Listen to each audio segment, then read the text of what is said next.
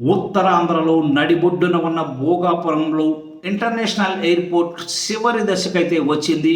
ఈ ఏడాది జూన్ నుంచి ఆపరేషన్స్ అయితే స్టార్ట్ అవుతున్నాయి. ఇంతలో తొలి విమానం రన్వే మీదకు రాబోతుంది. జనవరి 4 నుంచి ఢిల్లీ నుంచి వస్తున్న ఎయిర్లైన్స్ విమానం డైరెక్ట్గానే భోగాపురం రన్వే మీద ల్యాండ్ అయింది.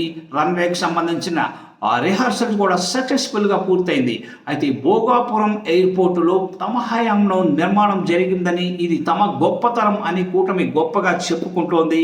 టీడీపీ అయితే ఇది చంద్రబాబు విజన్ అంటోంది.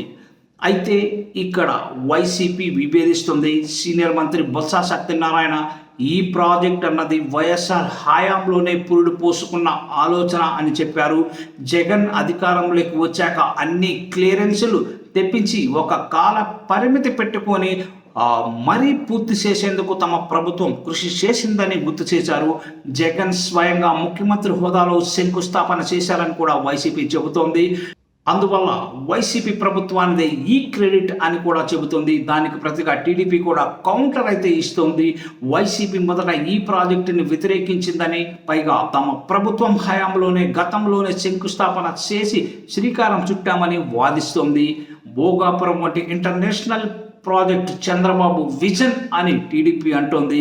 ఈ క్రెడిట్ వారితో ఎవరిది పై చేయి అన్న విషయం కాసేపు పక్కన పెడితే భోగాపురం ప్రాజెక్టు విషయంలో రెండు ప్రభుత్వాల పాత్ర ఉందని అంటున్నారు మరికొందరు. ముఖ్యంగా వైసీపీ అధికారంలోకి వచ్చాక రెండో మారు శంకుస్థాపన చేయడం, కోర్టు క్లియరెన్స్ వంటి వాటిని ఫోకస్ చేసిందని అంటున్నారు.